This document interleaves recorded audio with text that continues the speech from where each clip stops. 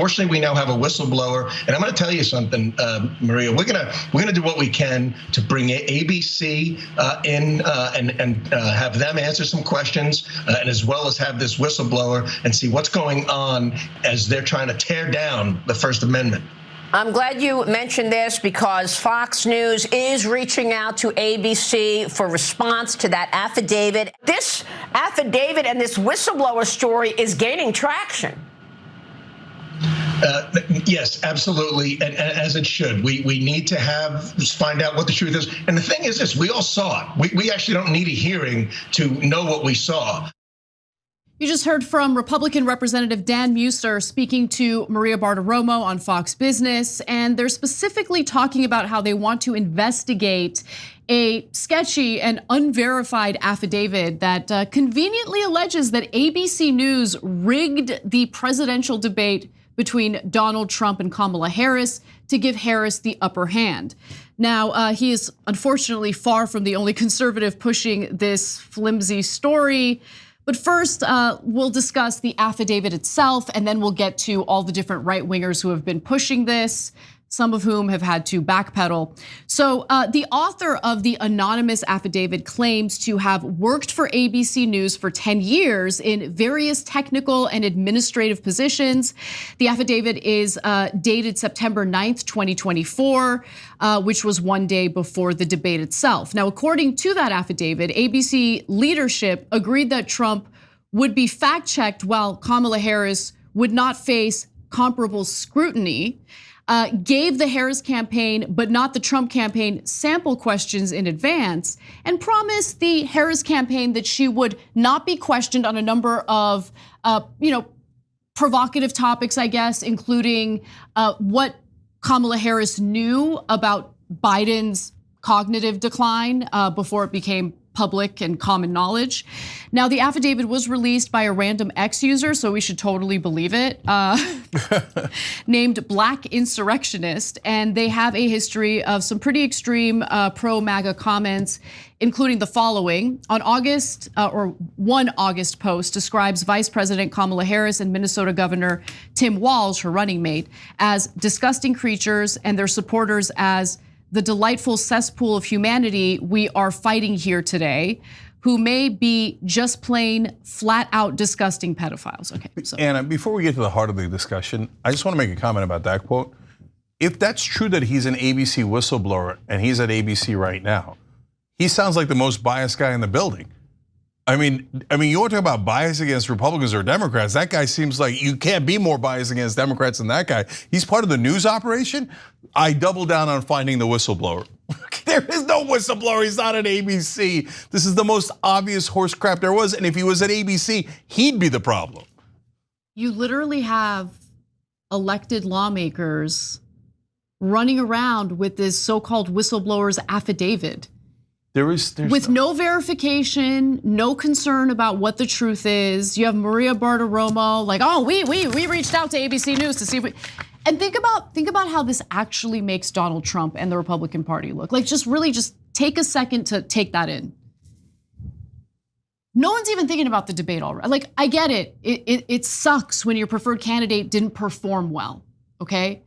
But this sweeping that they're doing for Trump, this like intense cope that they're engaging in, it makes you guys look so sad and pathetic. Like, just stop talking about the debate. You gotta move on, move on, move on, move on. People are already focusing on other things. Don't make it worse than it already is, but they can't help themselves. Okay, so again, the affidavit was released by that random X user, and it is not only riddled with all sorts of typos, which should have also been a red flag for the Republicans talking about it and spreading it, but it also contains some interesting inconsistencies like this one. So as Oliver Alexander writes, a real high quality leaked whistleblower affidavit. He worked for ABC News for 10 years, has observed significant transformations in the nature of news reporting at ABC News since 1996, which was 28 years ago. Impressive to have observed this 18 years prior to working there. Mediaites Jamie Fervelle and Sarah Rump did an excellent job also explaining why you should take this affidavit with a massive grain of salt, or the tiniest grain of salt. To be clear, what we have is a document that could be created with any computer, at least newer than Pearl Jam's debut album, which says it was created the day before the debate, but offers nothing to prove that. Makes claims that seize upon the fevered social media posts of MAGA conspiracy theorists and provides zero details that would allow anyone to verify this person even exists, much less works for ABC News in a capacity to have knowledge of the debate negotiations and planning. But anyway, didn't stop the right wing. Go ahead, Cenk. So I'm gonna get back to the debate in a second and how all this plays out. But this is a trick as old as time for the right wing. So you remember Rush Limbaugh used to go on his radio show and he would ruffle a piece of paper next to the microphone and go, "I have a fax, ladies and gentlemen. I have a fax. This fax just came in and it says Bill Clinton is part of an illegal blah, blah, blah, blah, blah." Anybody can send you a fax. Your brother could send you a fax. The fact that you have a fax doesn't mean anything. And these idiots are going around going, "There's a fax online. There is a statement. People wrote sentences online, so it must be true." You saw a post on X from an unverified guy and you thought it must be true? Ted Cruz. Deeply embarrassing if you mean it. Ted Cruz was spreading it, saying at first with 3 fire emojis, like any credible senator would do. If this is accurate, and I do not know that it is, it would constitute one of the gravest violations of journalist ethics in presidential debate history. I'm sure Ted Cruz is very concerned about journalistic ethics. If true, multiple senior people at ABC should be fired. Who should be fired if it's false? Because you're spreading it right now. That's a good point. That is a good point. Billionaire Bill Ackman has also posted about the affidavit too many times for us to show you all of them. So we'll stick to this one. So here he's claiming that David Muir is probably guilty of the affidavit's claims because he hasn't publicly acknowledged it. Why has David Muir not responded to the accusations leveled by the whistleblower? One has to draw a negative inference. No, Do they? They don't have to draw. Yeah, for all my life, mainstream media has been telling me, "Oh, these titans of industry, the people at Wall Street are so smart, and the people who run companies are the greatest people, and these political leaders are amazing." No, the people at the top, it's the guy behind the green curtain, all frauds. Like Bill Ackman can't put 2 thoughts together. It's amazing. I'm sure he's smart in other regards, but when it comes to politics, it's amazing how often he sounds like an utter moron. Like you didn't think, is that how you do investments? Like, oh, I don't need to verify anything. Oh, here's a statement on Twitter. It must be true. Let me go make public statements about it. Why haven't you apologized for it or talked about it, David Muir? I don't know, because your dingbat friend made it up a minute ago? Elon Musk reposted it, but my favorite was Marjorie Greene. Okay, so Marjorie Greene also tweeted about it, writing that the ABC whistleblower who claimed Kamala Harris was given debate questions ahead of the debate has died in a car crash, according to news reports.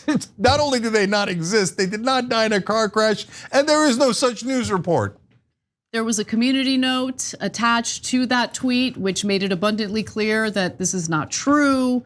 But to her credit, she later walked back these statements. Wow, okay. Saying that this story appears to be false, and I'm glad to hear it. We need a serious investigation into the whistleblower. No, that part's false too, you knucklehead. Jesus Christ, I have a fax. Okay, so guys, let me break this down because this is important because this happens over and over again. First of all, who has the most credibility on this story? We do. Literally, let me explain. You know, the one time, you guys all remember the one time that they actually did pass questions and a news organization did bust the people passing the questions? That was Donna Brazile passing questions to Hillary Clinton's team. You know who broke that story? We did, okay? Even though she's a Democrat, we broke that story. Now, originally, it was in WikiLeaks. So WikiLeaks gets credit, major credit. We couldn't possibly know it without WikiLeaks. But our reporter rifled through all the WikiLeaks when there was one of those releases, and he found this and he publicized it. And when we started highlighting it and saying, "Oh my God, Donna Brazile gave questions to Hillary Clinton," mainstream media treated us like we were kooks. Like, "Oh yeah, right. I bet that happened." Sure, but we're like, no, guys, this isn't some random guy on Twitter or effects. This is indisputable. This is a fact. And we had receipts because of WikiLeaks, and we showed them the receipts. And they denied it for so long, not just CNN, but all of mainstream media. That is beloved Donna Brazil and beloved Hillary Clinton. How dare you? And you guys must be supporting Trump. At the time, we're doing loser Donald segments, right? But we actually care about what's true and not true. So we broke that story of someone doing this exact thing. Yep. The difference was evidence. There was clear evidence. Here, there's no evidence. Truth matters. Look, the one thing that I do miss about the boomer cons, which the modern day Republicans have seemed to reject, is the notion of personal responsibility, right? And honestly, Donald Trump performed poorly because he didn't prepare. There were a lot of opportunities where he could have taken jabs at Kamala Harris, he could have hit back, but he failed to do so. And so personal responsibility, lashing out at everyone else isn't gonna make the situation better, and in fact makes Trump look worse. It makes him look pathetic. Yeah, and I've got to say the last two things on that. So at the debate, she's so easily manipulated, and we're sitting here watching it before we went on air, and we could see her reeling him in from a mile away. Trolling his ass. Yeah, the minute she started talking about the rallies, we're like, here it comes again. She's trolling him, and is he gonna bite? And he bites every time. So you could try to pretend that the moderators were on her side and oh my God, boo-hoo, they did a fact check. I can't believe that they care about facts. People should know, whatever your thing is. Oh, they should have done more on Kamala Harris. By the way, you wanna see fact checks on Kamala Harris and everyone else? Right here on the Young Turks. Because when it's real facts, we check her, we check Biden, we check Trump, etc. But your guy couldn't see the easiest traps in the world in a debate. Like the minute she said rally, I would know if I'm Trump, oh, she's trying to bait me. But he's so dumb. He didn't see it coming at all. And you know this, MAGA. You know he walked into every single one of those traps like, Jesus Christ, what a dumbass. All right, but the last thing is about this phenomenon. And you'll see it going forward too. Republicans will start a rumor and then say, well, people are talking about it. I'm talking about it because people are talking about it. But brother, you're the one who started it in the first place, right? JD Vance is doing that exact thing about the eating pet stuff right now, right? Start a rumor and go, people are talking about it. And then you go, well, we got to address it. We don't have a choice. We have to address it, right? So since people are talking about it and we have to address it, we have to say that somebody at ABC should get fired. But all along the way, you forgot there was no evidence and you made it up. And look, you can get super frustrated at MAGA guys, and I do too, okay? Because they believe this stuff so readily. The minute anyone on the right says it, they believe it in a second, right? And I wanna snap them out of it, and sometimes I wanna snap some of the Democrats out of their wrong way of thinking, oh, Biden's not too old, etc. We've been through this, right? But guys, the number one culprit is the guys who are taking advantage of them and going, we know the MAGA guys trust us. We can give them any lie we want and they'll just go for it. We'll tell them that the immigrants are eating cats and dogs. We'll tell them we won the last election. We'll tell them that, oh, ABC's moderators were unfair to poor Donald Trump. They were in cahoots. We have a fax. We have a tweet. We have a tweet. So if you're MAGA, stop falling for it. Actually ask for evidence. But the main problem is the Republican politicians who do this again and again and again. Thanks for watching the Young Turks, really appreciate it. Another way to show support is through YouTube memberships. You'll get to interact with us more. There's live chat emojis, badges. You've got emojis of me, Anna, John, JR. So those are super fun. But you also get playback of our exclusive member-only shows and specials right after they air. So all of that, all you gotta do is click that join button right underneath the video. Thank you.